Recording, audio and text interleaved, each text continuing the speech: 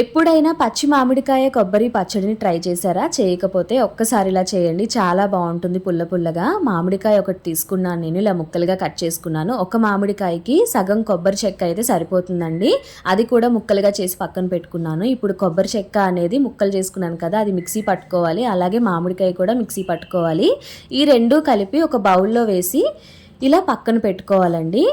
ఇలా పక్కన పెట్టుకున్న తర్వాత ఒక పెనం పెట్టి స్టవ్ మీద కొంచెం పల్లీలు అనేవి రోస్ట్గా ఫ్రై చేసుకోవాలి. ఒక గుప్పెడు పల్లీలు రోస్ట్గా ఫ్రై చేసుకున్న తర్వాత ఇలా నువ్వులు ఒక స్పూన్ నువ్వులు నేను యాడ్ చేసుకున్నానండి. రెండు ఫ్రై చేసి పక్కన పెట్టుకోవాలి ఇలా బౌల్లో. ఇప్పుడు చల్లారిన తర్వాత మిక్సీ పట్టుకోవాలండి. ఆ రెండు వేసి నేను కారంకి తగ్గట్టు 3 పచ్చిమిరపకాయలు అయితే వేసాను. మీకు తగ్గట్టు వేసుకోవచ్చు కారంకి.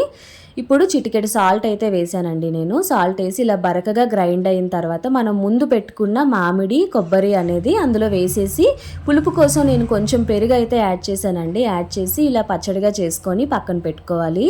ఇప్పుడు అదే ప్యాన్ పెట్టి కొంచెం ఆయిల్ యాడ్ చేసి శనగపప్పు యాడ్ చేసి కొంచెం బ్రౌన్ కలర్ వచ్చేదాకా వేపుకోవాలండి. వేగిన తర్వాత జీలకర్ర ఒక స్పూన్ వేసాను నేను. జీలకర్ర ఒక స్పూను, ఆవాలు హాఫ్ స్పూను, ఎండుమిరపకాయ ఒకటి వేసాను తాలింపుకి.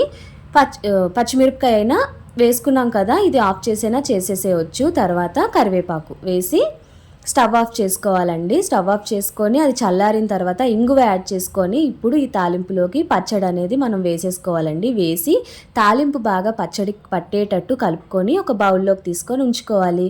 అంతే, ఈజీగా పచ్చి మామిడికాయ పచ్చడి అయితే రెడీ అయిపోతుంది. కొత్తగా ఛానల్ అయితే స్టార్ట్ చేశానండి. ప్లీజ్ సపోర్ట్ చేసి సబ్స్క్రైబ్ చేయండి.